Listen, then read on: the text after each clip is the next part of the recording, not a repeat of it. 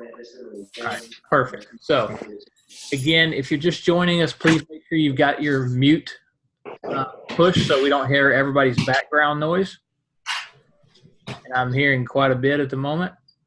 But, again, like I was saying, I consider kind of the moment of truth the initial transition move. And so when I say the initial transition move, I'm not necessarily looking at the golfer's body. I'm looking at basically two things.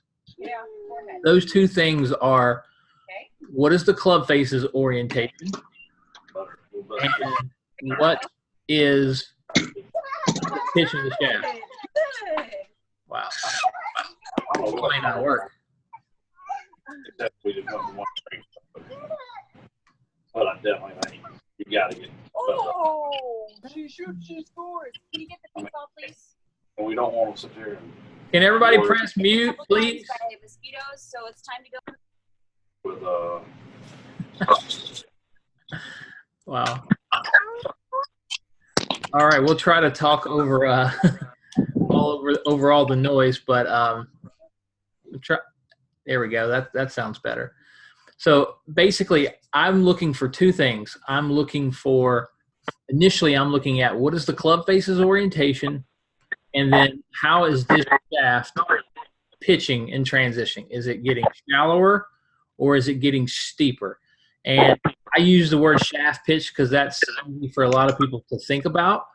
More specifically, I'm looking for how the center of mass of the club moves. And, again, from previous videos, that would basically be the balance point along the shaft there.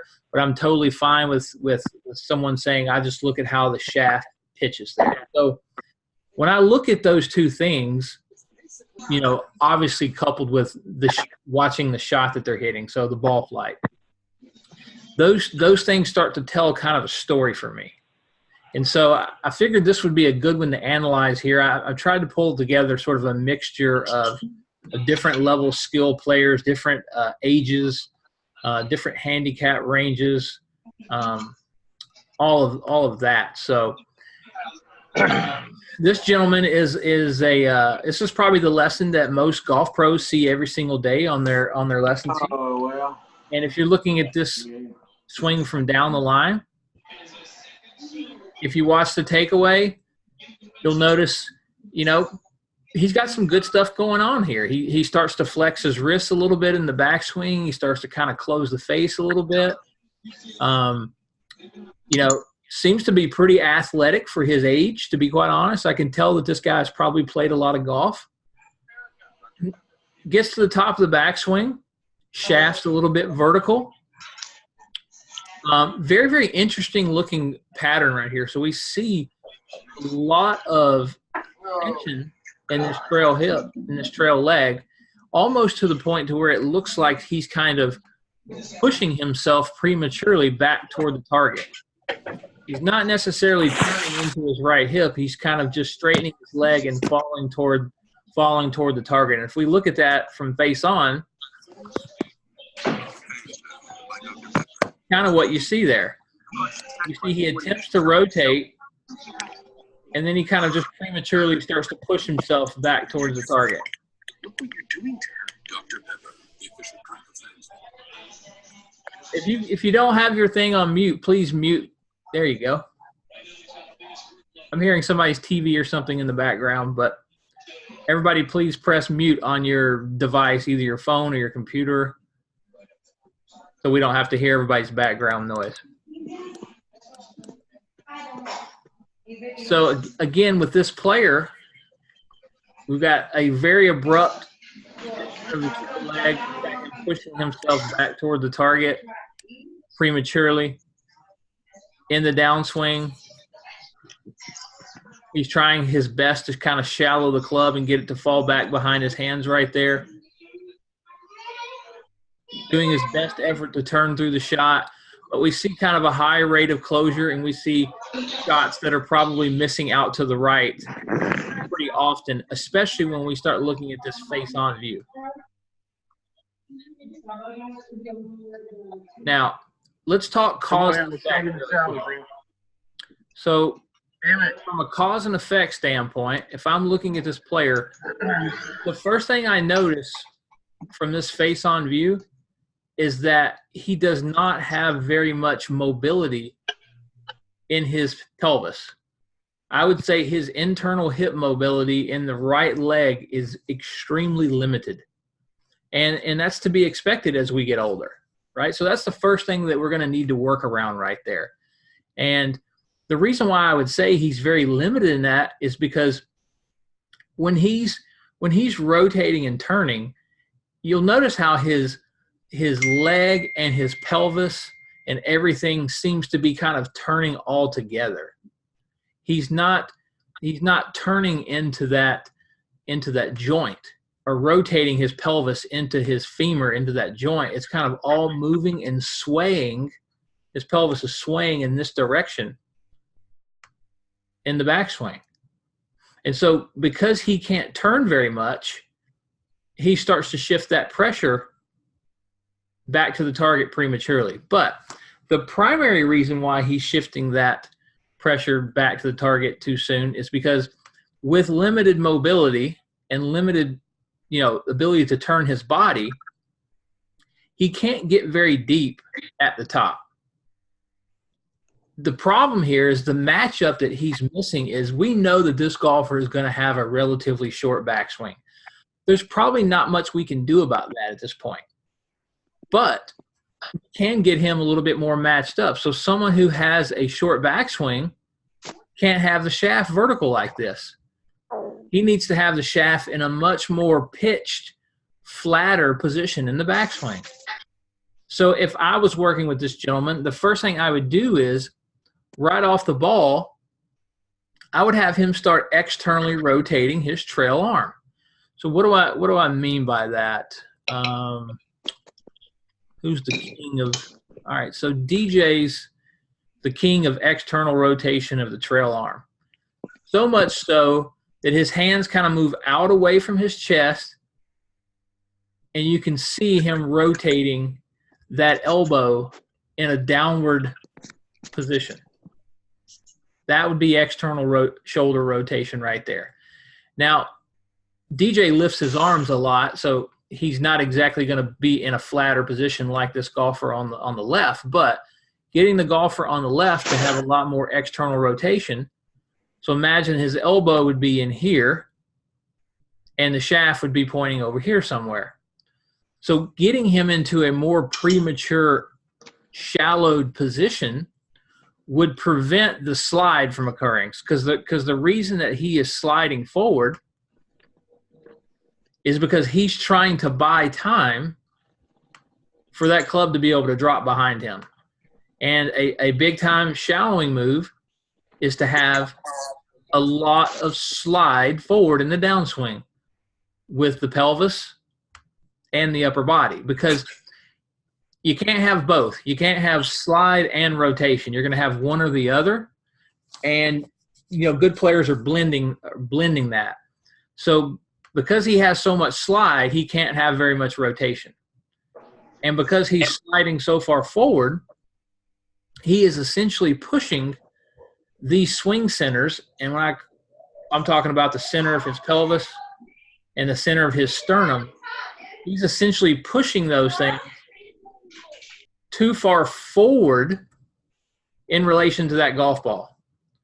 So he's got one of two choices at this point. He can hit every ball dead to the right, or he can start prematurely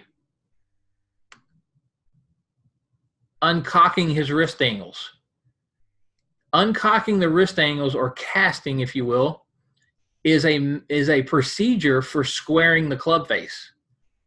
So because he's pushed those centers too far forward, he's having to throw this thing out to try to square that club face down here at the bottom. So there's a domino effect, right? So the domino effect is he's got limited mobility in his pelvis, and because he has limited mobility in that hip internally, he can't rotate and turn very well. Because he can't rotate and turn very well, and he has arm structure that doesn't match up with that. So like, I'm not saying there's anything wrong with the position he's in at the top of his backswing. I mean, Matt Wolff is making millions of dollars looking like that. The problem is Matt Wolff's swing is twice as long as this gentleman's. So Matt Wolff has time from that position to get that center of mass to move back around behind him. This gentleman doesn't have enough time to do that. Therefore, he starts sliding forward to buy that time, and the slide forward causes him to have to release those wrist angles very, very soon. And this is a lesson that I see all the time. I mean, I see players all the time who are sliding forward and uncocking their wrist rapidly. They can't control the dynamic loft because of that. They can't control the bottom of the swing arc because of that. And they can't control the club face because of that. So, again, the fix for this player, I'm not going to put him in the gym and try to increase hip mobility. That's not realistic because he probably practices once or twice a week if we're lucky, and he probably plays golf once a week.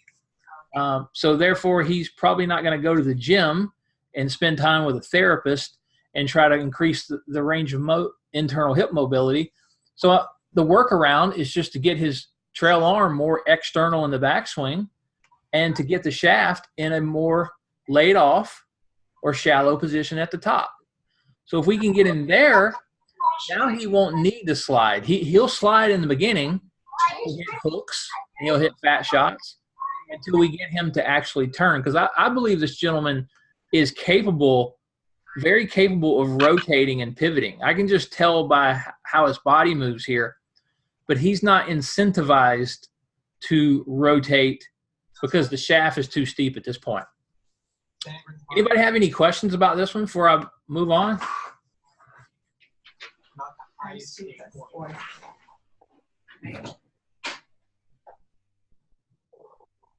If you have a question, click the unmute button and ask away. Come on, Daddy, let's go in the room.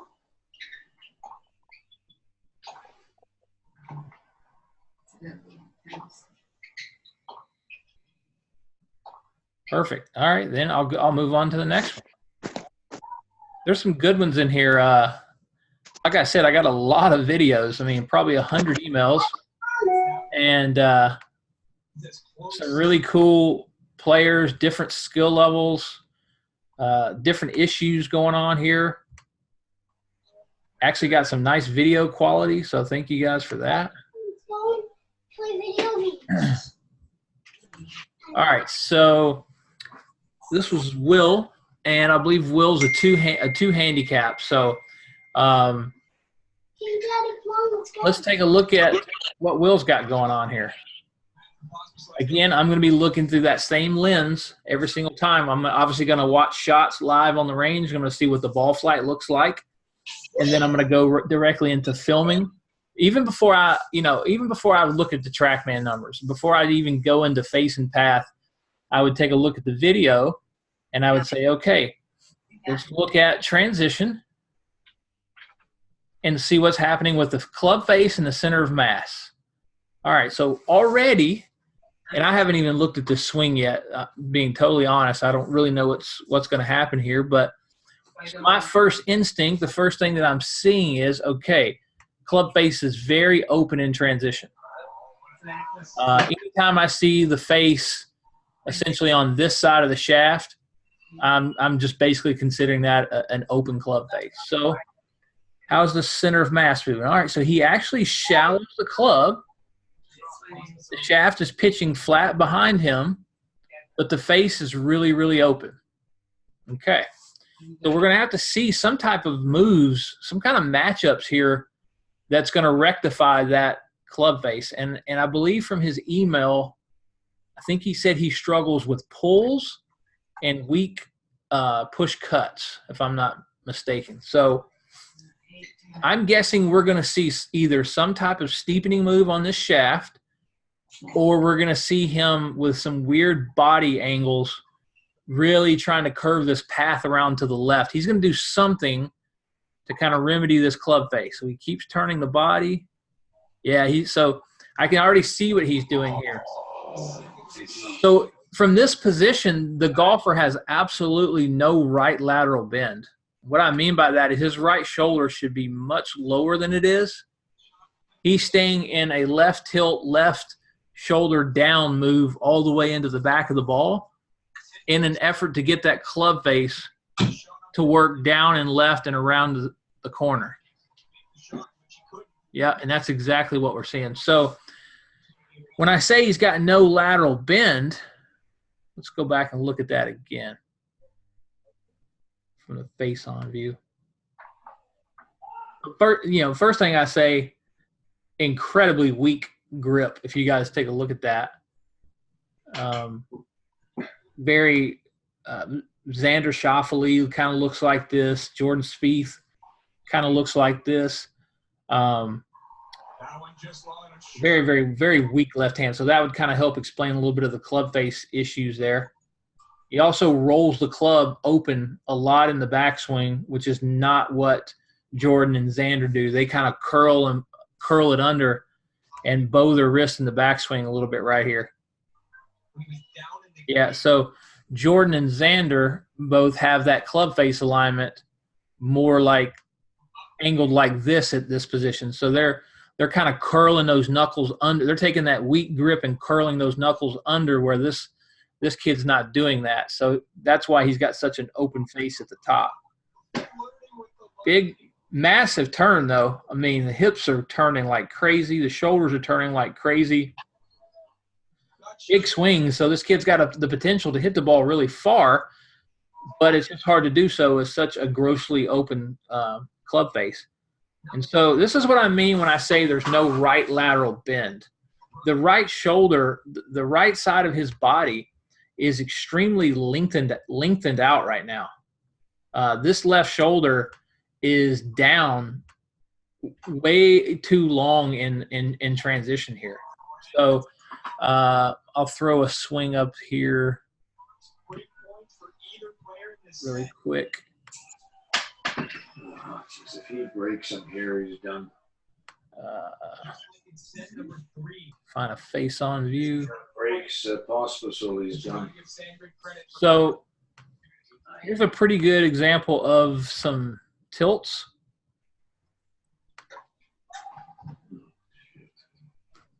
So you'll see the left shoulder move down in early transition as the left knee gains flexion and the left side of the pelvis lowers. You'll see the left shoulder lower as well in early transition. That's it. He's done. Yeah. And then it's in this phase when you're going to start to see him start adding some right side bend. So you can see how the right shoulder is now much lower than the left, whereas the kid on the right here is really staying in a left shoulder down kind of look here. There's almost no tilt to his spine whatsoever. And then even in the impact, a lot more tilt over there. He starts to get some here, but he's basically staying left shoulder down far too long in transition. And he's doing that so that he can just shift his swing direction around to the left and try to square that club face. That's a very interesting pattern there. So how would I fix this guy? That's the question here. First of all, I'd start with the grip. I don't mind a weak grip if the player can functionally manage the club face, but he's having a hard time with that. So I would have him do either one of two things. I would have him add some curl under like you see from – Hey, Jeff. Hey. Hey, can you hear me? Yeah. You have a question?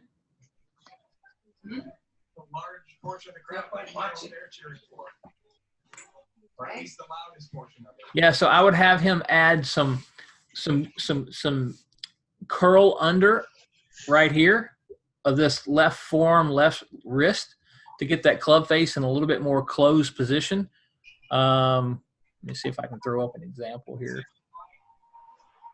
Pospisil has only earned 4 breakpoint chances in the match. There goes the racket. So that's kind of what I mean when I say curl under. I'd have him arching that wrist just a little bit more. That's if he didn't want to change his grip. And with good players, I really try to not change their grip unless it's kind of a last resort. But having him kind of curl that knuckle under a little bit is going to get that club face a little bit more closed going back, and he won't have such an open club face in transition. Because like I said earlier, the reason I don't coach the downswing much is because I believe that everything we do is in response to this moment. And what are you going to do in this moment if you're this kid? You're not going to pitch the shaft way behind you flat and turn and rip it around the corner, because you'll slice every ball off the range. So what he's learned to do is keep his left shoulder down far too long in the downswing, open up, and redirect that handle around the corner to the left. Now, I would say this guy probably with this pattern can hit the ball pretty straight, but I believe he's losing so much distance and so much he's leaving so much distance on the table, and I would bet he would struggle mightily in the wind, because I bet he's a very high spin player. There's a lot of glancing blow in his strike here, but I think he could potentially gain quite a bit. And the reason why I would probably lead with changing this kid's grip is because he has good wrist mechanics, in my opinion. His left wrist is trying to arch right here. He's trying to throw his left wrist into flexion. Try to zoom it in a little bit. He's trying to arch that wrist right there, but the left hand is just on the grip so weakly, it's not having any influence or impact whatsoever on the club face. So I would definitely strengthen his grip, and I would just simply start with that move right there, and let's see how he responds to it. I would probably then get into a conversation about the body tilts and right lateral bend in the downswing, but that's probably as far as I'd go with it. Any questions on this one before I move? Again, just click the unmute button on your phone or iPad or computer and then ask away.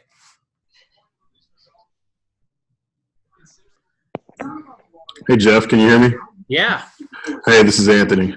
Hey, how are you? Good. Real quick, in this player's backswing, the knee flex, is that a concern for you? Not with this player, because this guy's hypermobile.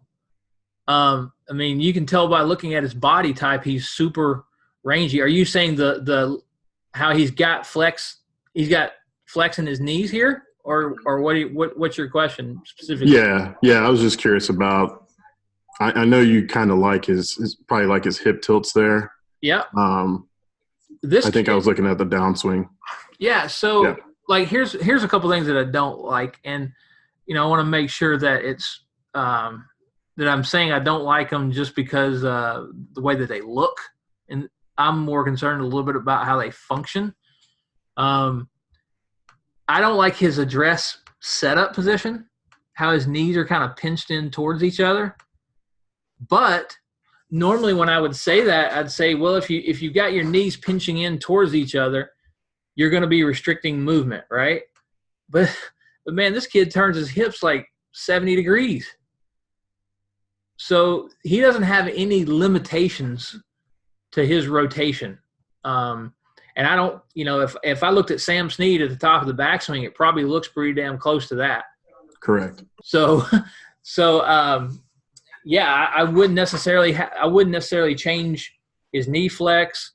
I mean, he's got tons of rotation. He's got a big swing. I mean, that's exactly what Bubba Watson looks like at the top of the backswing right there. So I think this kid doesn't need much, to be honest. I think the club face issue, if you organize the club face either through changing the grip, which is the way that I would go, or you could go with some extreme wrist mechanics. You he'd be well on his way to playing probably some awesome golf. Good question. Thanks. I appreciate it. And guys, I want to encourage you guys to ask questions, because that's one of the reasons why I wanted to switch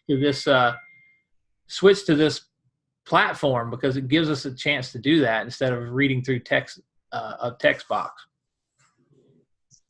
All right, let's see who's up next. So we did Will, we did Paul, Kevin. Got to throw Kevin in there. This guy sent some incredible camera views here. So, yeah, one thing I would say is nice job, everybody that sent in. Like I said, I got over 100 emails. So we'll probably do a bunch of these, because it'll take me a while to work through all these swings that you guys sent in. Hi, Jeff. I have a question immediately from this video that you sent up. This is Jeff in Sacramento. Stephen A. Smith.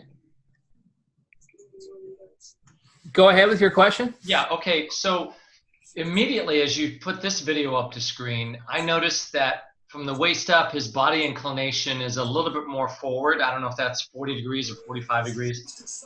I've been struggling with this. I've had instruction through the years where they've wanted me to be a little bit more upright from the waist up.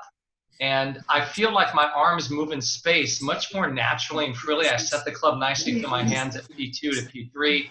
When I have a more inclination towards the ball from the waist up, the belt line up, and I see his setup, which looks like the setup that I've always wanted to have. Are you saying like this right here? Yes, absolutely, that right there. If that was 45 degrees, that was 45 degrees. But I always feel like my arms can move more freely in space, and they can move around me more easily without any manipulation. When I feel like I stand up more to the golf ball, it feels awkward and forced to get my left arm deep.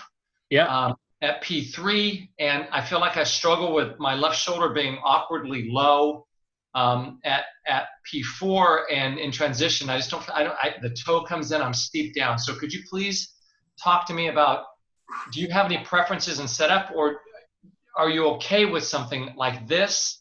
And if it works well for me, is that okay? Yeah, so I definitely have preferences, and I think it's my preferences make things.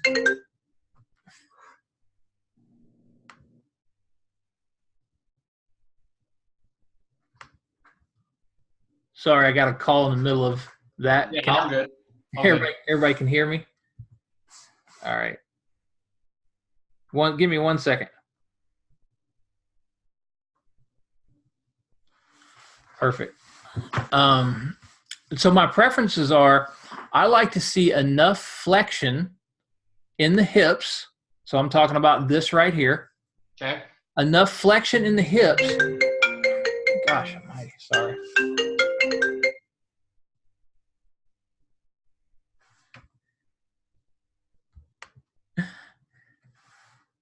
Didn't plan for all these calls in the middle of turn my phone off here.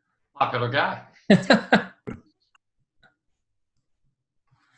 I like to see enough flexion in the hips to where when the golfer takes their position with the club in their hand and their arms are hanging down from the shoulder sockets, that the arms actually hang slightly out from underneath the shoulders.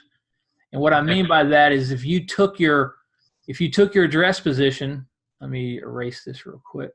Would you think that's a mid iron he's hitting? 5, 6, 7? That looks like a 6 or a 7 iron to me. Okay. If you took your, let me throw a swing up there real quick.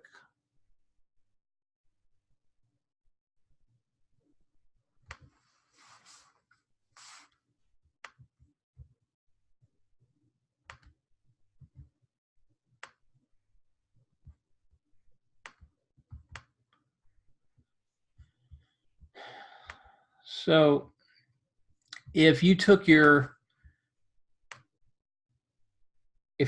right hand off the grip and just relaxed his arm, I would want his hand to slightly fall in towards his right thigh. Does that make sense? So just inside the front part of his right shoulder. Correct. So he would take his address position with his hands on the club, bend from the waist, flex the hips, And then if he took his right hand off the grip and just let gravity let it fall, Yeah.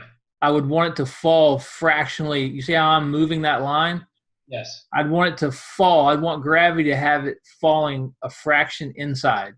Would that change with the length of the club? I'm assuming we're talking about an iron, not something teed up. Yeah, I mean it'll be the longer the club, the more it's going to be out here and it's going to fall. So like a driver's like this, and your right hand would fall a long way.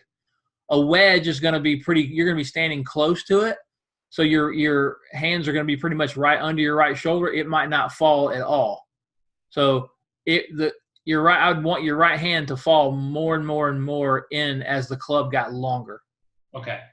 And so that's a very simplistic way of thinking about it, instead of, okay, I need to flex my pelvis this much, I need to have this much back angle. Like, just get athletic, grab a golf club, step up to a golf ball, get your hands some amount away from your thigh, and then when you take your right hand off the grip, it gently falls into your right thigh, you're probably standing far enough away from it. It just feels when I get into this setup position like this golfer here that my arms move very freely in space up to the top of the backswing without any really manipulation. The face is orientated across my spine.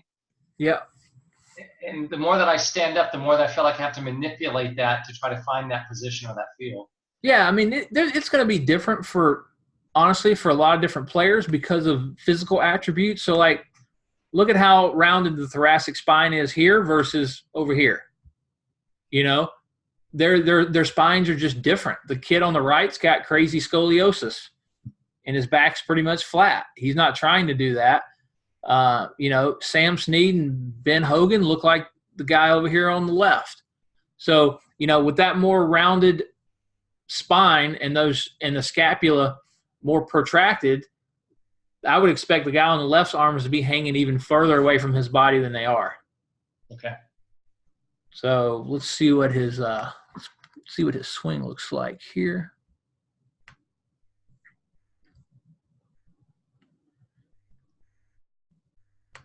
Good questions, though.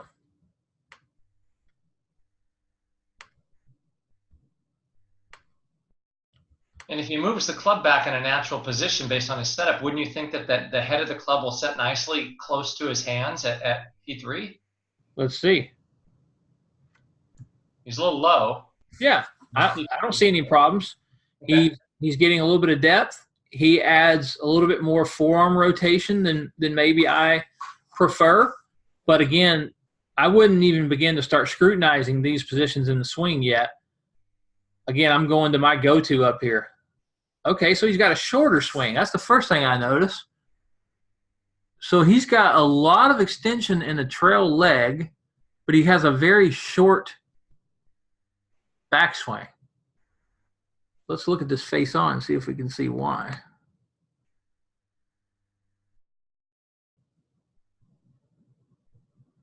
Very left side favoring here. Very kind of stack and tiltish here.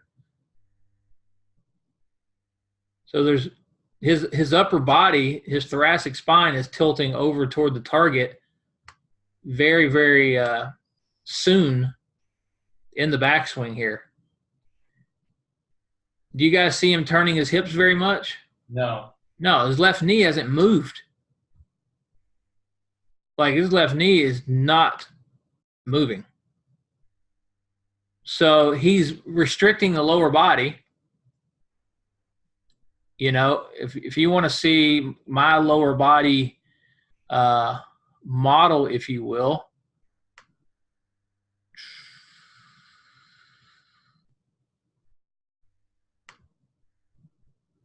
looks like this.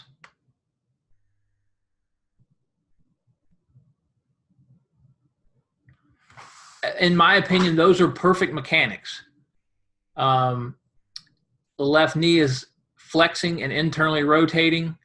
The flexion in the left knee is serving – the purpose it's serving is it's dropping the left side of the pelvis. So it's helping to create inclination of the pelvis, which is going to have a huge influence over how he shifts his pressure in the downswing. So the golfer on the right is basically got all that turned off.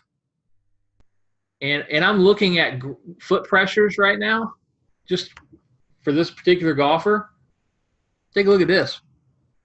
Like, he's really putting a lot of pressure on the ball of his left foot. Do you see that? I don't know if you guys can see that. Like, he starts with his left foot almost lifted up off the ground, and then he pushes down hard into the ball of his left foot. That's a major problem. All of his pressure right now should be in the trail heel. The center of his pelvis needs to be swaying 2 to 3 inches to the right, and his left knee needs to be moving 2 to 3, 4 inches inward. That's going to create a lot more rotation of this pelvis and a lot bigger shoulder turn. And he'll have a much longer swing.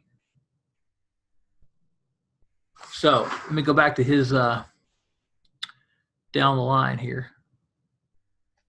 So these are things that the things I'm describing right now are just things that I'm noticing. I'm not necessarily saying these things need to be fixed yet. I haven't put together the cause and effect issues yet, but I want to see what happens here. So in terms of positions, he has the club in a really good spot at the top. He's got a great club face alignment. He's got solid wrist mechanics.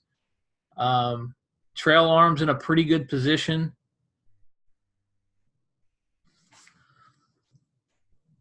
Face is starting to get a little bit closed. Club's dropping behind him a good bit. Very from in to out right here with a very vertical shoulder turn. So I'm guessing this golfer plays a big draw, probably misses it right, and overdraws it. So let's see if we can figure out why he's dropping the club so far behind him. So the thing that stands out to me in this frame is that his upper body is very, very closed while his lower body is opening. To do that, he's got to be adding a lot of right side bend or tilt back in the spine, which means, yep, there it is.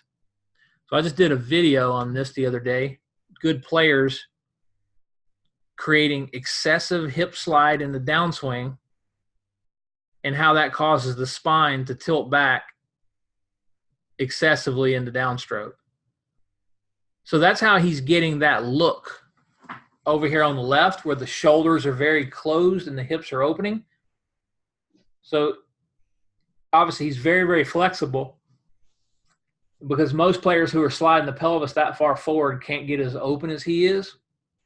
But the inclination – so if you remember the lesson that we just looked at from the kid before who was maintaining this left tilt – let me back up.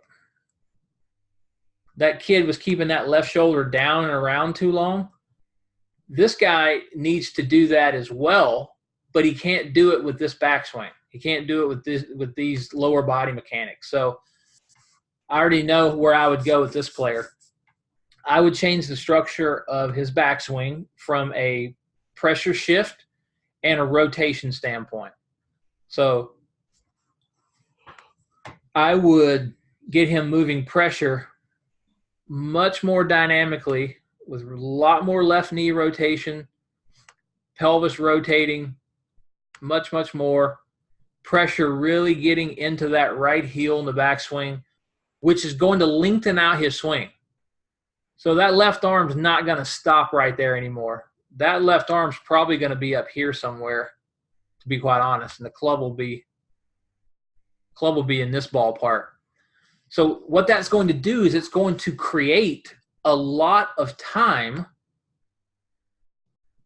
for that shaft to move back around behind him in early transition. He's not moving it that far behind him in early transition. He's working to do it very, very late down here at the bottom by keeping the shoulder so closed. And these late, what I call late interval shallowers, this is a timing nightmare. The later that the club, so when people talk about being stuck, this is stuck. Stuck is when you're steep early and shallow late. And golf instructors have fucked this one up for ever. They've taught players, well, you feel stuck, then you need to get your arms in the club more down in front of you. And that just gets players more stuck because they're more steep in transition and they work harder to shallow it late. Listen, if you can play golf at all, you're going to find a way to get that center of mass back behind your hands at this last parallel so that you can approach this golf ball in some kind of reasonable, shallow, and from the inside position. That's just what good players do. Good players don't come into the golf ball steep and over the top and down and left. That's what high handicappers do. So good players are going to find a way to get that mass center behind them, and they're going to coordinate all kinds of crazy-ass movements with their body to do that. But the general premise of if you don't move that mass center behind you early, you got to move it behind you late. And the later you do it, the more timing there's going to be in your release pattern, and you're, based on your proprioceptive ability, how well you can time that. Phil Mickelson is a perfect case of a proprioceptive god who's just got crazy hand-eye coordination, because Phil's swing is terrible. It's steep. His wrist is extended. The face is twisting open. But, man, he's learned to slide his lower body, sag his knees, and make time to roll that face over and win 45 times on tour and go to the Hall of Fame. So I don't like to use tour players as examples very often because they're so damn good they can make a lot of crazy stuff work. I'm trying to teach you guys how to make average players – how average players can find the matchups. So with this kid, I'm simply going to change his whole lower body sequence. I'm going to get him off his left side in the backswing. I'm going to get him pressuring into his right side in the backswing. Very much like you saw with Snead here. I'll even throw another one up there. Got all the Snead footage. This gives you a really good indication of the pressure in the foot and how long he's moving to the right. That's incredible. Again, if you guys have questions, hit me with them. Can you back up and speak to something? I watched a video that Shaheen posted just a couple days ago, and he talked about, shallowing the shaft. That was the whole series. And the functional matchup of having a weaker left grip if you're going to shallow the shaft in transition using your wrist angles. Yep. Is shallowing the shaft with a smart ball and keeping the right elbow more internal in transition. Do you have a comment about that? Do you have a preference? Because the kid before this had a really weak grip. I can't see what this guy's grip looks like necessarily, but is having a two-knuckle grip or maybe a weaker grip viable if you're going to be shallowing it with your left wrist in transition to get the club mass working behind you? But my thing is I don't like extremes. So I don't like extremely strong grips, and I don't like extremely weak grips.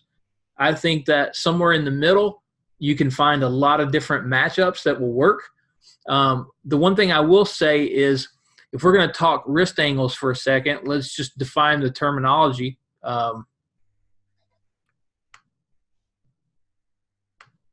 Just so that everybody's on the same page here. I'm throwing around flexion, extension, and ulnar and radial deviation like everybody knows what I'm talking about. But when we talk wrist angles, we're primarily talking about the lead wrist, so the left wrist for a right-handed golfer.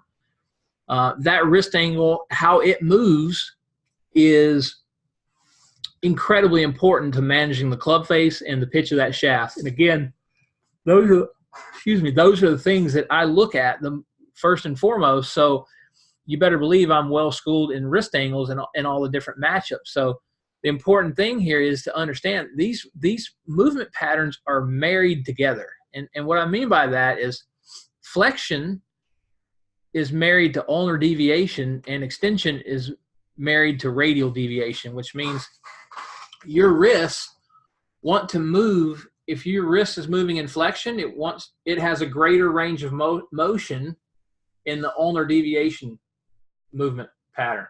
If your wrist is extended or cupped, it moves radially or it lags better. I just made a long post on Instagram about this yesterday because I see this is a problem for a lot of really good players. But if you think about extension and radial deviation or lag, that's going to steepen the shaft in transition, and it's going to twist the face open. So it's hard to get the shaft to pitch behind you when you are opening the club face. You're not incentivized to pitch the shaft. Remember, golfers respond to the open face by steepening the shaft. So to answer your question, if I'm going to have a preference, I would want it to be closer to the weaker side than I would the strong side, if that makes sense. Because ulnar deviation, let me bring that back up. This move right here,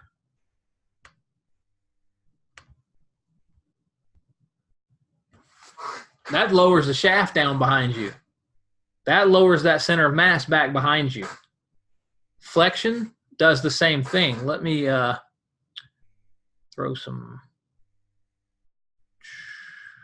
It's hard to see the angle with the ulnar deviation. Is that hand in an extension position?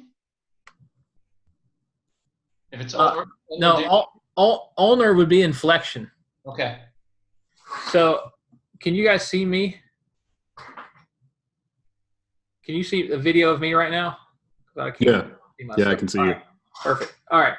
So, if my hand is in flexion, you see how I can move an ulnar, but I can't move radial.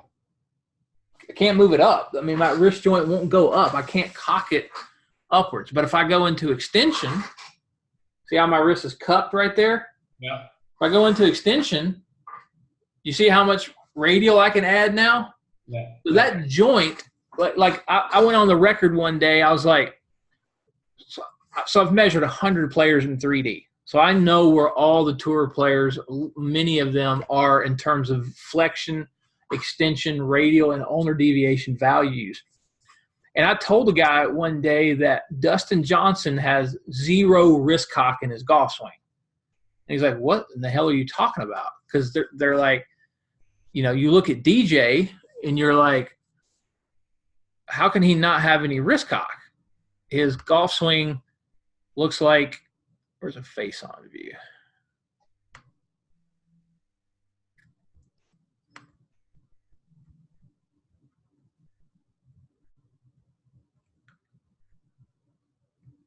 They're like, what do you mean he doesn't have any wrist cock?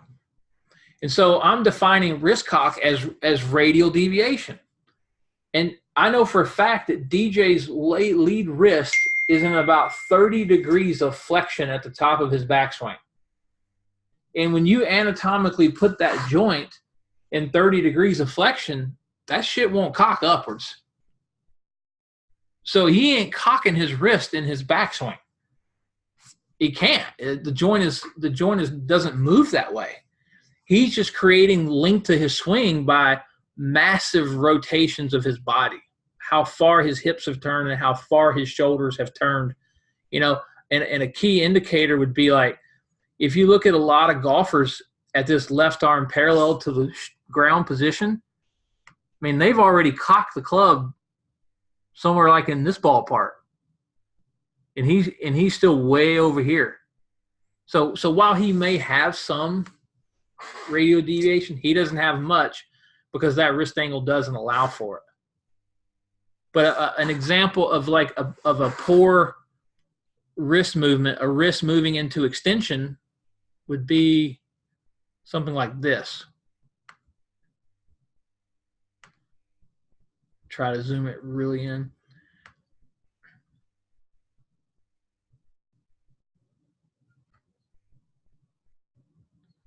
Now, look at the torque that he's putting on this grip.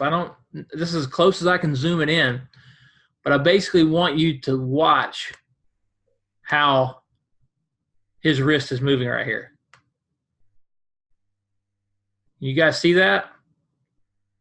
That's one of the most extreme examples of a golfer who probably has their wrist in flexion during their backswing and then in transition decides to go from flexion to extension and steepen that shaft and allow that left wrist to extend and radial deviate.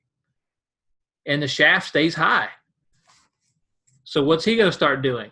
That shaft is staying vertical. The face is opening.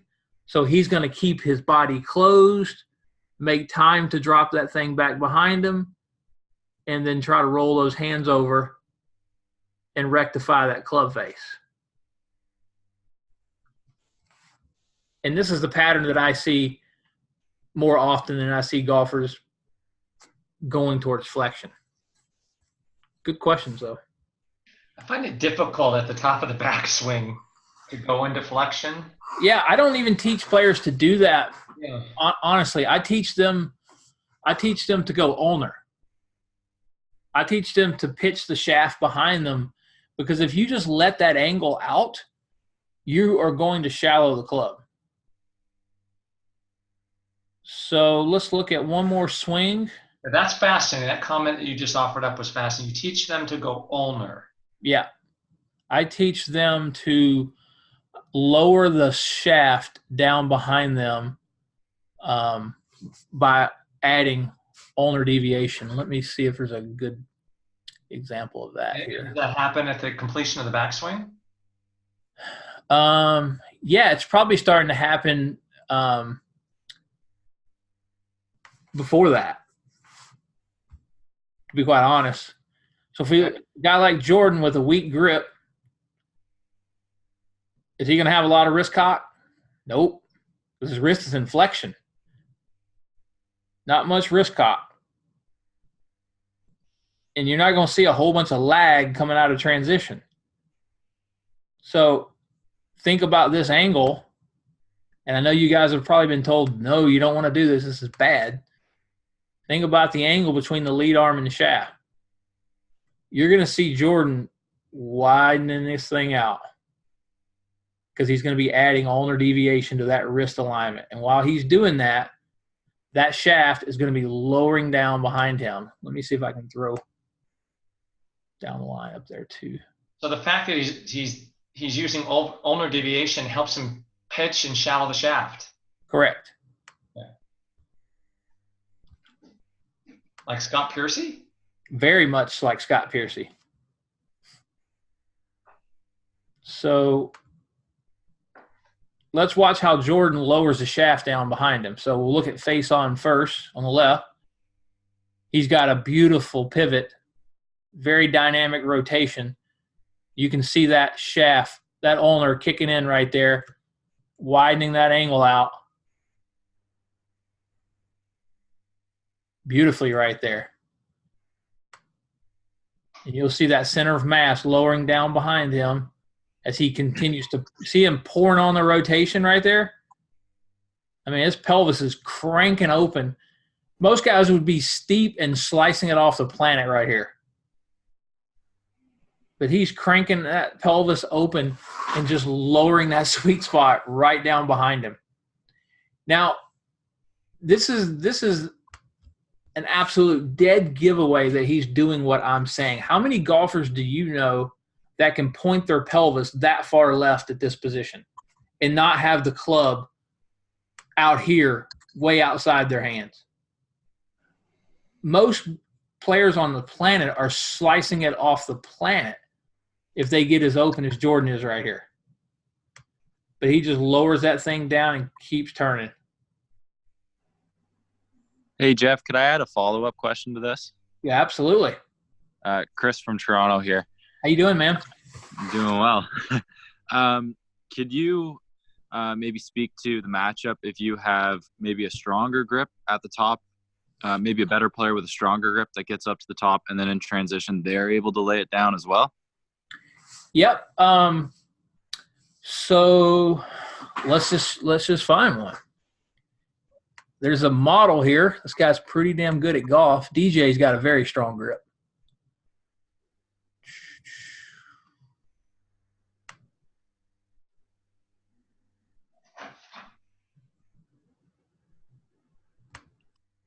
Actually, let's go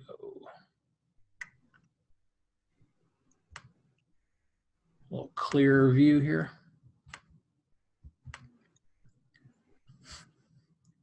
All right, so DJ, super strong grip, and one of the few players who has a strong grip and actually adds a ton of flexion.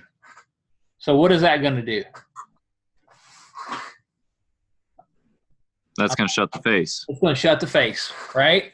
So if you've got a lot of flexion, if you've got a strong grip, you probably don't want to add a whole lot of flexion.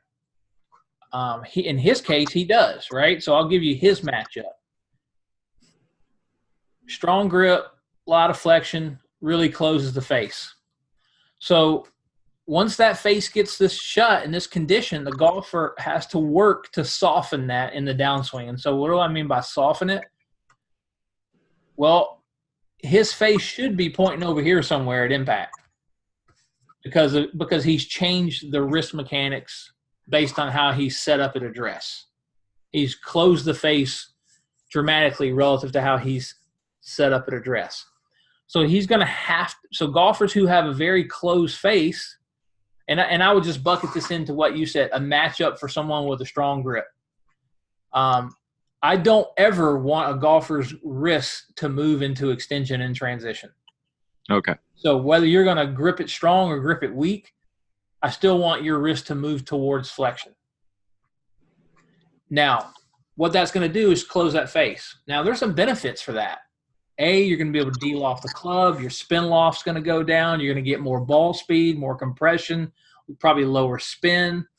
There's a lot of benefits to the move that DJ's making there. So the matchups that you'll have to have once you close that face, and this will determine whether or not you can even do this with your wrist, is your ability to add right lateral side bend. And what I mean by that is watch his right shoulder dropping. So you've got to be able to get you've got to get your right shoulder and your right hip bone closer together in the downstroke. That's the right lateral side bend. That's the first thing you have to do. The second thing you have to do is, do you see DJ's elbow position relative to rib cage? The elbow position must be down in front of the right hip and the rib cage because that makes the club face point more to the right. So he's got this super shut club face up here in transition, and he's going to layer two pieces on to do this. So, there's this myth out there. I keep hearing people say this all the time, like, if you get a shut face, you got to rotate hard left. I don't even understand that because if you got a shut face and you rotate hard left, you're going to hit it off the planet left. That's in 3D. That's not what players are doing to match that up. Golfers with wide open club faces are rotating hard left in an effort to get the face to square itself. Golfers with extremely shut faces are doing things in the downswing to make the face not point so far to the left. And DJ's two matchups here are right lateral side bend and where he's moving that elbow down in front of him, in front of that rib cage. So both of those things, the right side bend and the elbow location, and you can really see the elbow location from face on here. Watch how far down in front of him the right elbow comes. You see that? So the more he presses that elbow forward, the more the club face is going to point to the right of the target. So he's neutralizing the shut club face with right side bend and that elbow being externally rotated and pressured down in front of the rib cage. So the answer to your question is, if you're going to have a strong grip, you kind of need to have some of those two things in your swing.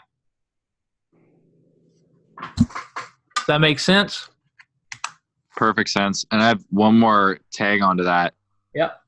So if you go the other route, so say more Zach Johnson, where you have strong grip, and then maybe at the top you go more extension, that would mean that you can't have any radial whatsoever in transition, or you're gonna You I guess he's can. just pretty far. You can if you do what Zach does, which is slide his hips forward and keep his shoulders closed and swing 20 degrees to the right.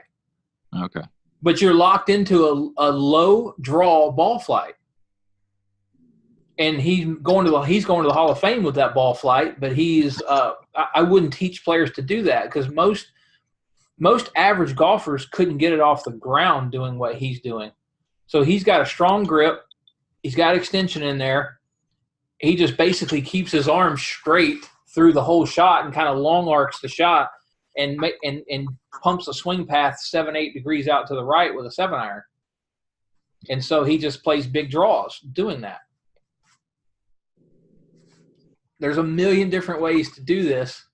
It's understanding all these little matchups, and you can make a lot of different players functional. Hey, Jeff, real quick. How does Dustin Johnson's ball flight preference play into these moves? Yep. So DJ has swung this way his whole life. Okay. I've got video of him when he was 21 years old and 20 years old in college. His swing looks identical to this. So He's always done this with his wrist. He's always done this right side bend. He's always had this elbow in this location. And if you remember correctly, the first half of DJ's career, he hit draws all day long. Correct. And so it wasn't until probably 3 or 4 years ago where he started to really hit fades. And the reason he did that is because he felt like he had more control off the tee. I mean, obviously I don't coach DJ, but I've been around him, and I'm pretty good friends with his brother. And he felt like he had a lot more control off the tee hitting fades. But for the majority of his life, he hit draws. And so what would be the matchup there? If he wants to hit a draw, he's probably going to turn his hips a little more in the backswing and get a little deeper hand path. That's going to allow him to swing a little more from in to out. Those are the little micro moves that he would make. Okay. You know what I'm saying? In fact, I think that, if I'm not mistaken, I think this swing that I'm showing you here is a draw.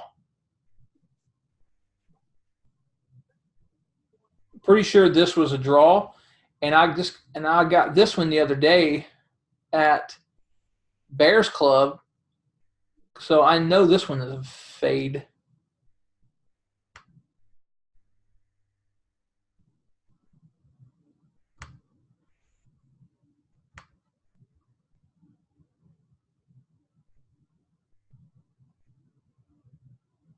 So what do you notice is different here? Are his hands higher? Yep. He's got more depth on the left. So those are the little micro moves that he makes. He got the shaft in a little flatter position on the left, and he's got a little more depth. He's not quite lifting his arms as much. That allowed him to drop it behind him and hit a tight little draw. And over here on the right, he is definitely trying to cut this golf ball. Left arm's out a little bit more, shaft's a little bit higher. You see the difference? Oh, yeah. Face alignments look exactly the same, though. Grip's the same, everything, body's the same. He's just applying different torques to the club right now. This one's going to settle in shallow, get on the forearm, back behind the hands, and lower down. Well, I can't quite get every frame here. But here he's just taking it around the corner more. I wonder if the face is look any different in the follow-through. Can't quite tell. Pretty similar. Yeah, you can really tell how his hands exit on the swing on the left versus the right. So what do you notice about his body tilts right here?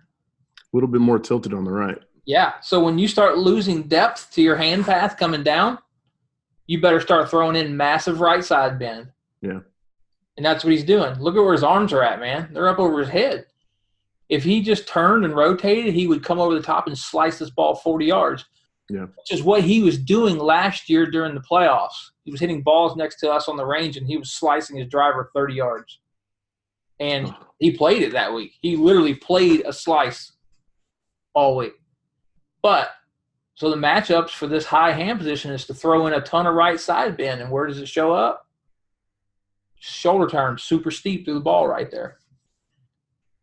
He can do it, though. He's so flexible, he'll never have any back problems. That's All amazing.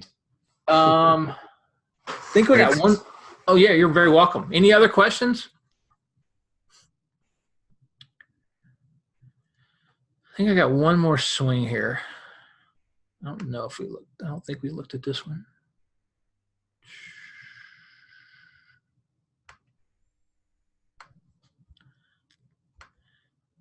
I want to do a little different. This one a little different. I'm going to put somebody on the spot. I want to play these, and then I want someone to give me their thoughts. I know we got a lot of golf coaches on this thing, so let's see if anybody can pick anything up here. I can't remember this guy's email, so I don't know the skill level. Oh, wow. Holy shit. Now that's laying it down.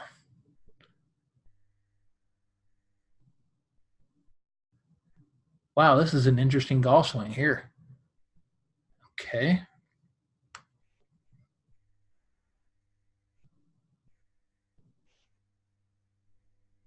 And this guy's a really good athlete. Holy cow.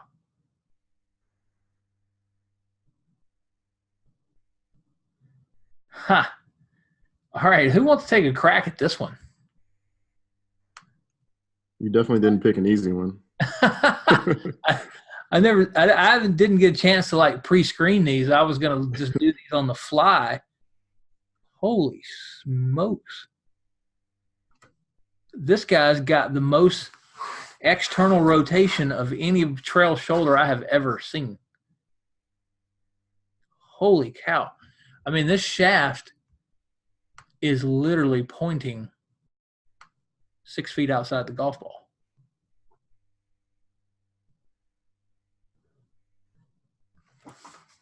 Interesting. So let's start from there. Let's just disregard the whole backswing and say that this is all okay with us. Because he's got nice tilts, good rotation, body posture's good.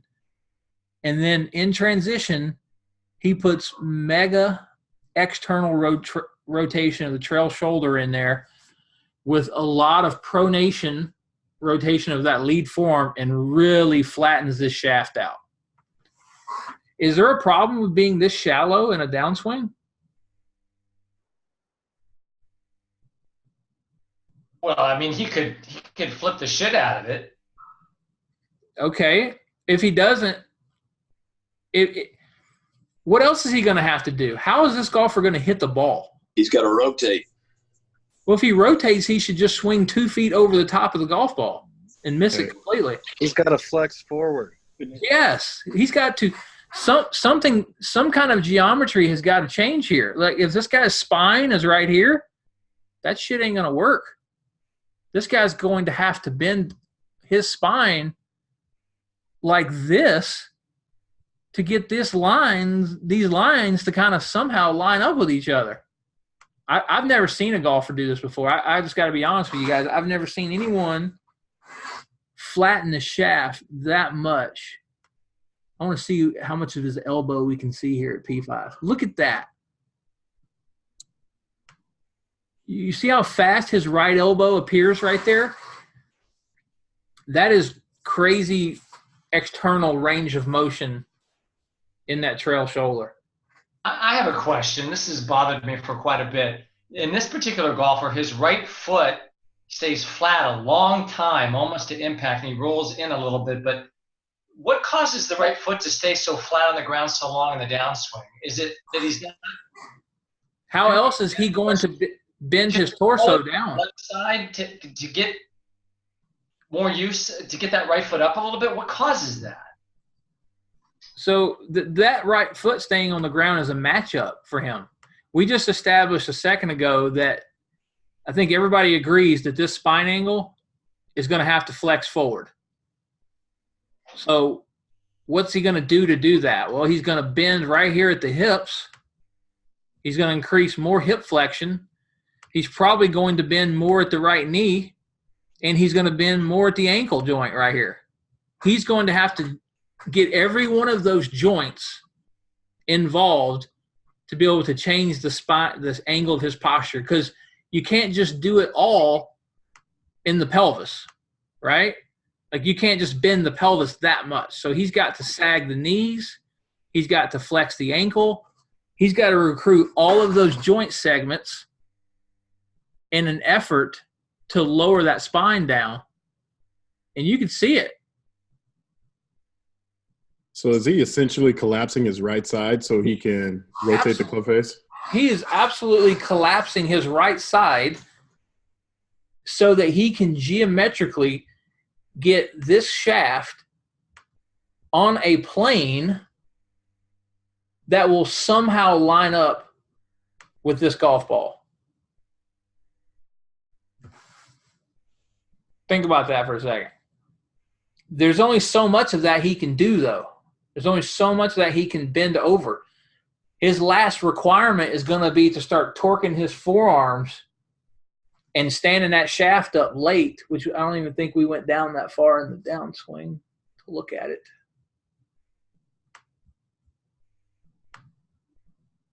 Yeah, so right there. Do you see how as his hand path drops, that club right there, that little angular impulse, he starts pulling that grip up and in and left. Do you see that? That's what's kicking that club head out. Watch how his head dives down and forward toward the golf ball. See that? That's the plane shift. That's him finding out a way to make this shallow of a shaft work.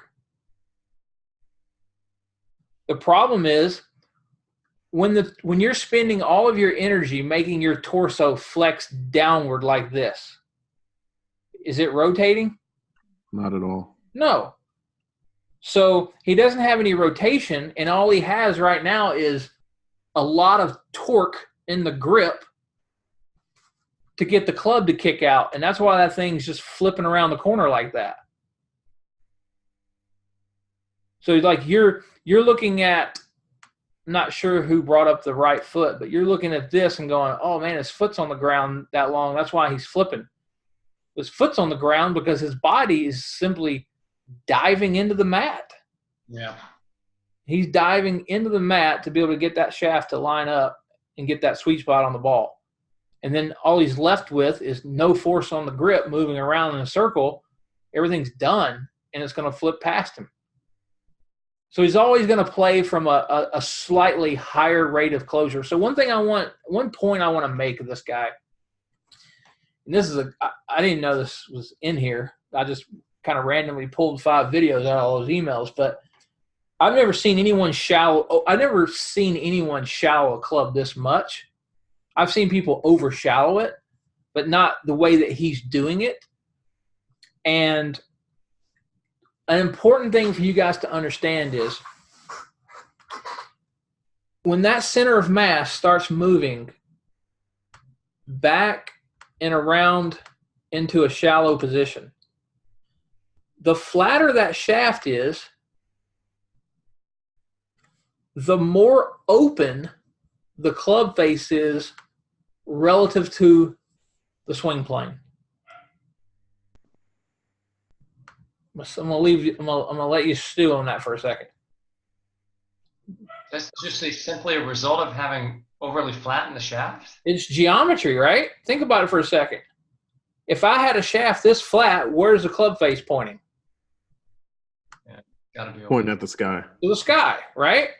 Yep. And if I have a shaft that's here, well, face is pointing over there, right?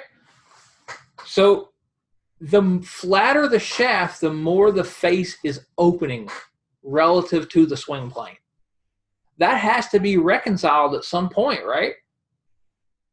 The only way this golfer could make that work is if he started twisting the shit out of the grip and putting a big, what we would call gamma torque, a torque around the grip with his wrist and slamming that face shut. If he did that, then he wouldn't need to stall his body out he could continue to turn and pour it on like this fool right here.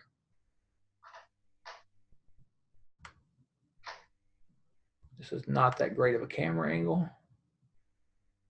Let me find the one I'm looking for. Got to be a better one.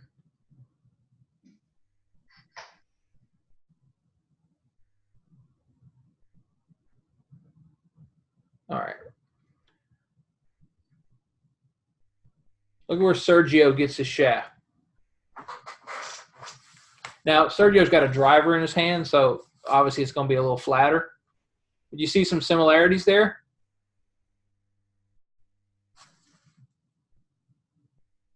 Sergio is really torquing that grip, though.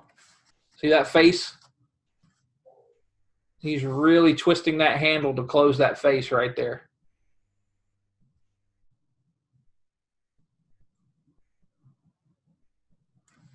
So the only way this kid can make this pattern work is to really twist that grip.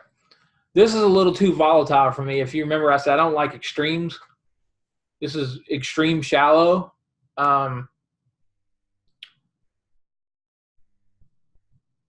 So the question is, how would you fix this guy?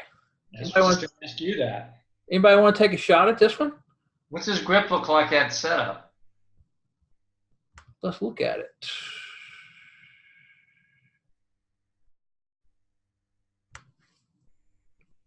It's not the closest camera angle, so I'm not sure how good of a look we'll get at the grip. I mean, it looks pretty standard to me. Doesn't look overly strong. Face looks pretty square sitting behind the ball.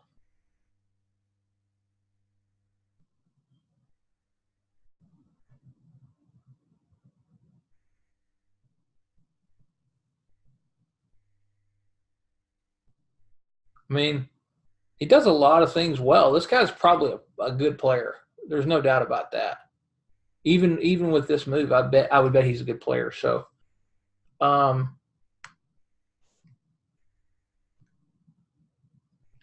right, so let's talk for a second. What are some moves that you guys know all the moves to shallow the club, right? that's been crammed down your throat for like, I don't know, a year on Course Kings. What are some things we can do to make the club more shallow? Would you get him to have the shaft a little more vertical and a little less external in the backswing? No, I would actually have it more external in the backswing, but I would have more external. Excuse me. Could it stand up more? No, I would not have it stand up more because that's just going to cause it to shallow more. What I would do is this. I would eliminate all of his depth. You see that? Yep. With him, I'm going straight Justin Thomas.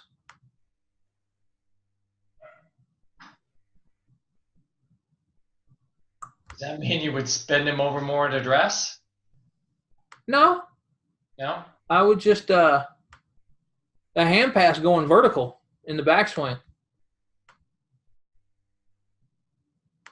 I don't have a problem with his posture necessarily. I might actually have him move his hands a little further away from him, and I would reduce some of the knee flex. I mean, if I'm just critiquing stuff here, I would reduce a little bit of that, and I'd have his arms maybe a touch more out here, but his hand pass going vertical. Just Jeff, like I had a question. Yep. I had a question about the lead forearm. Would you, instead of that pronating, would you have that lead forearm supinating some? To get it. No, because I'm losing depth. I'm having it pronate more because I'm having him add external rotation in the backswing. Right. So let's back up for a second. Let's look at right here.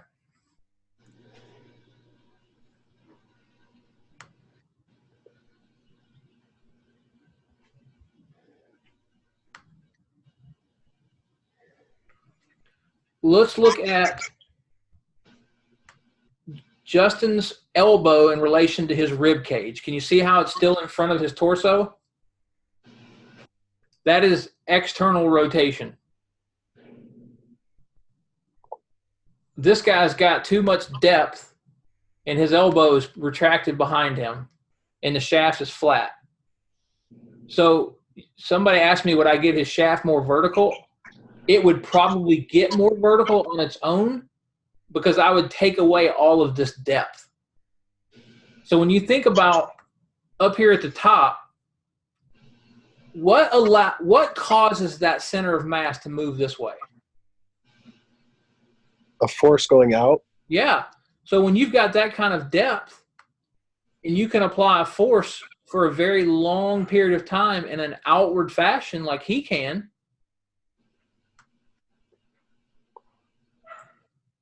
you can get the club to shallow a lot. Yep.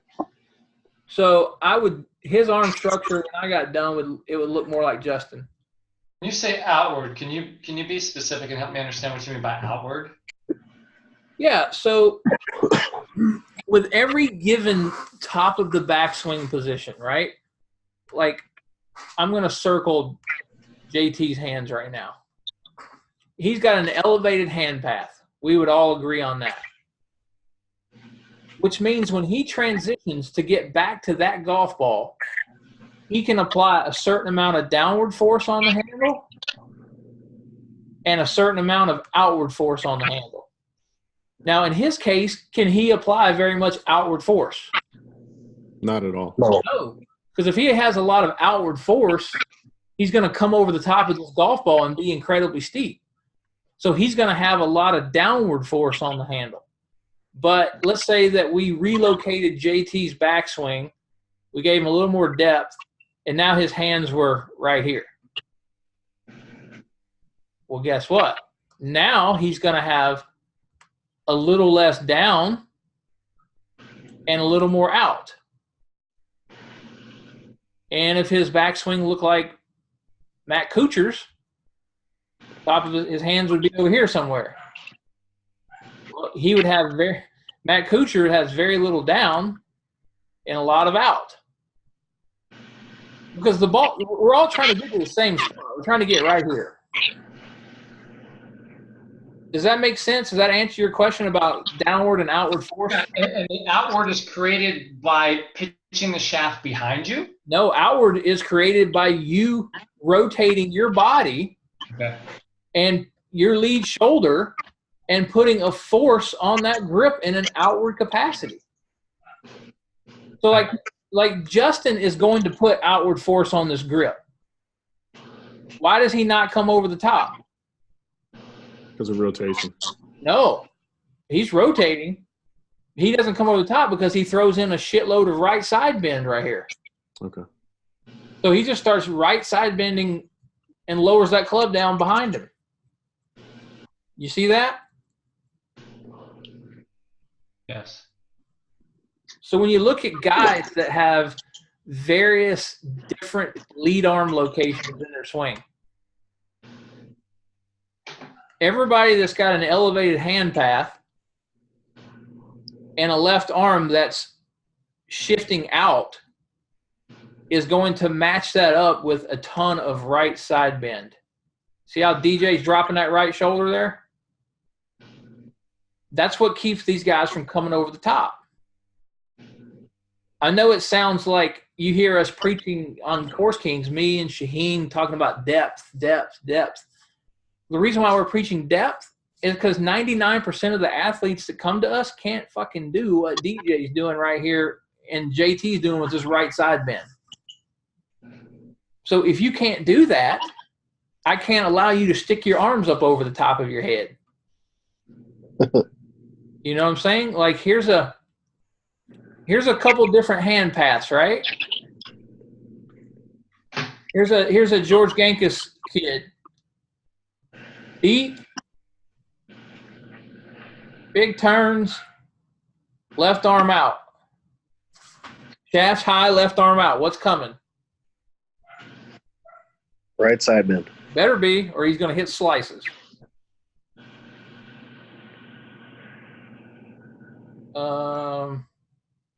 Here's one of my guys. I like using this guy's example as a swing because he throws in he puts external in on the backswing.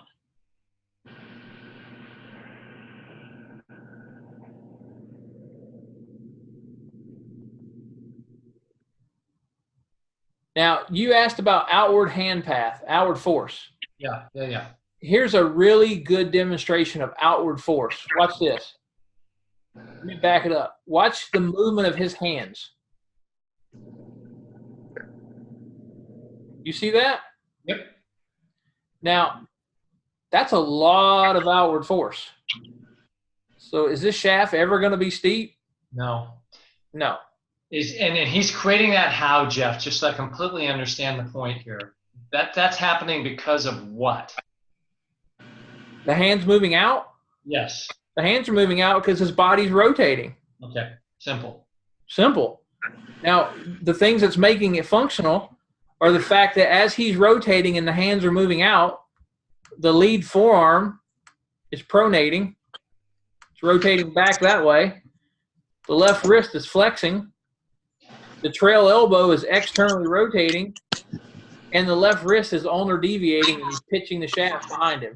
He's doing all of those things in that swing. Now, is he thinking about that shit? No.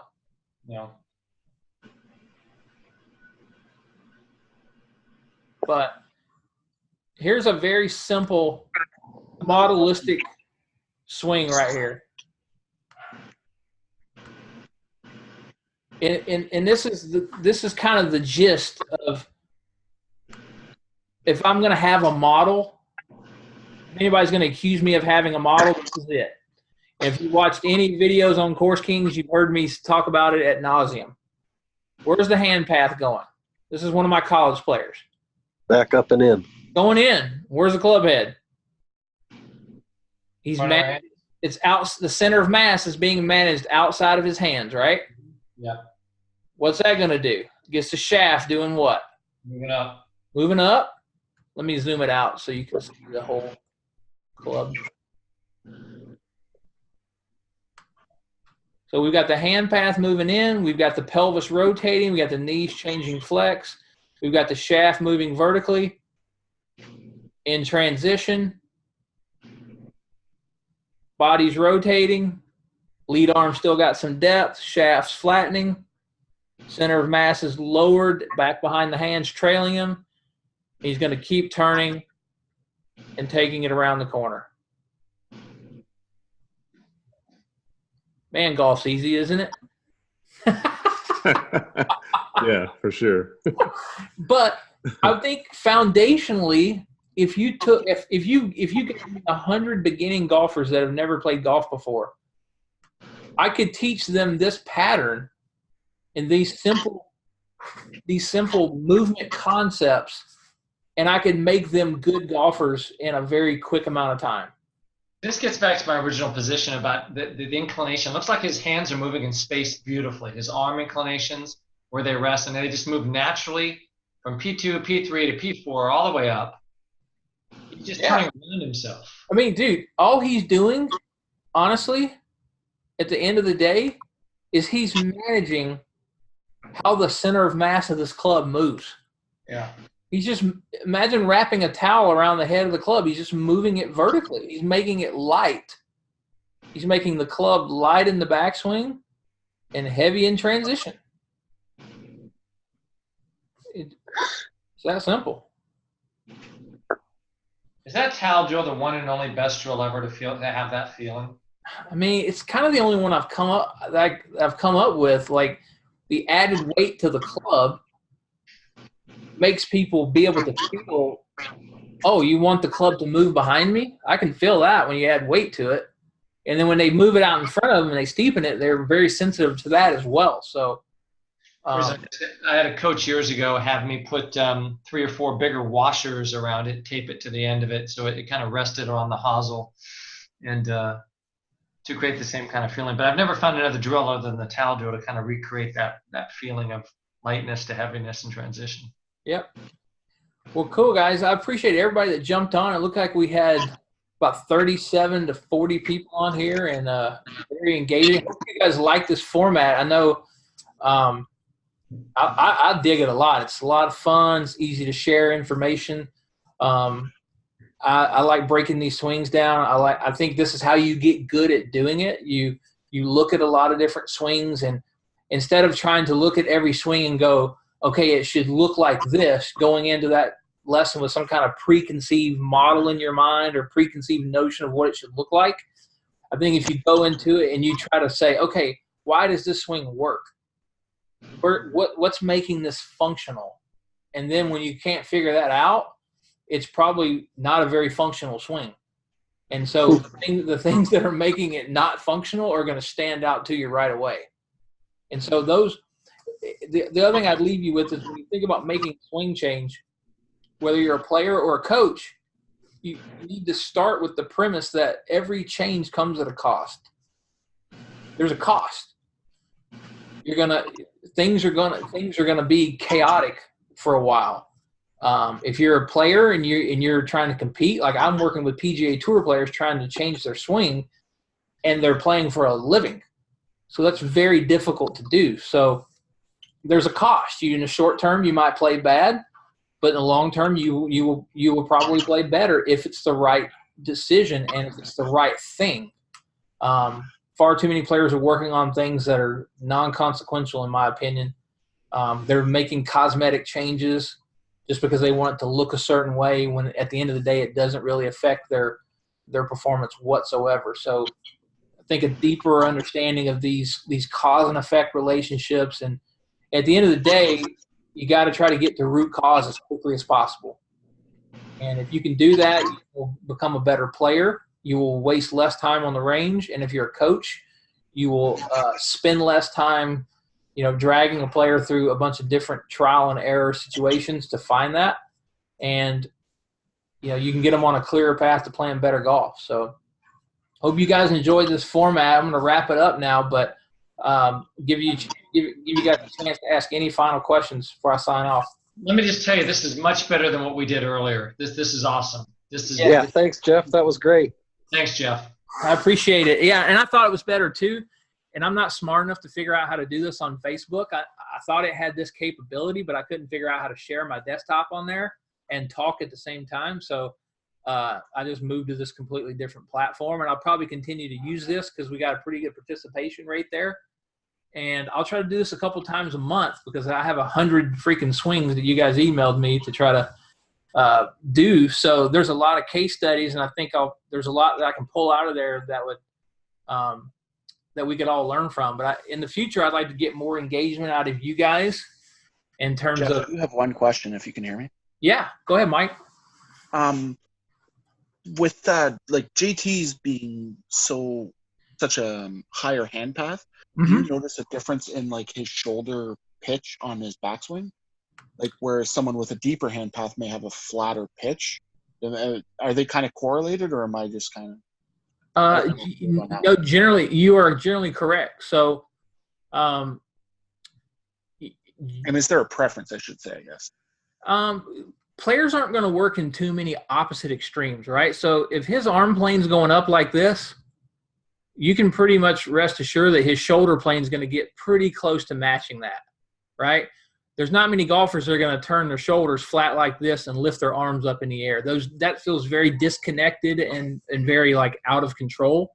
So yes, as a general rule of thumb, more elevated hand path generally comes from a bit steeper shoulder turn, and a flatter shoulder turn generally matches up with a deeper hand path. So that's a good question because you can use that to your advantage to problem solve. If a guy's lifting his arms up in the air and can't shallow the club, you may get him to turn his shoulders a little flatter to get some depth. Great question. Perfect. Thanks, Jeff. Yeah.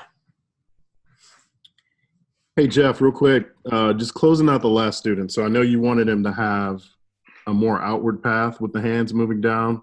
Yeah. And the downswing. Would you also tell him anything with the left shoulder?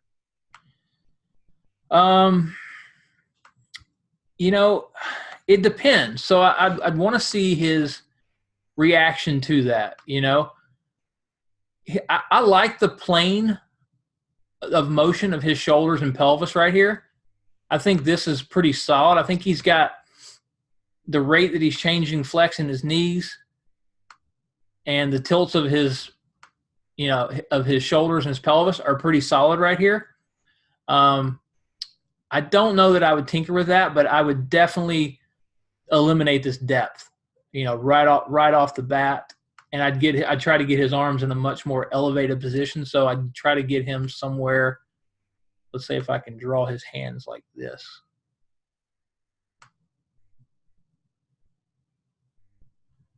So if I didn't change his shaft pitch at all, can you guys visualize if his arm plane looked like that?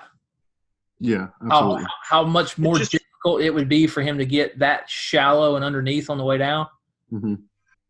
In this case, it does seem like his shoulder pitch is quite a bit, but his hands are way, way deep. Yeah. So there seems to be that disconnection you were talking about. No doubt. This is a very unique golf swing. That is for sure. And so if you think about it, we talked about the outward force being a key component to him shallowing it so long, but the depth to his hand path at the top, which is allowing him all that time to shallow it. Can you see how just by elevating the hand path, you're reducing time? Yeah. If you think about it in terms of where the club face is in relation to where the golf ball is, it makes total sense. Yeah. So like if I drew a line from the golf ball to JT ball, right?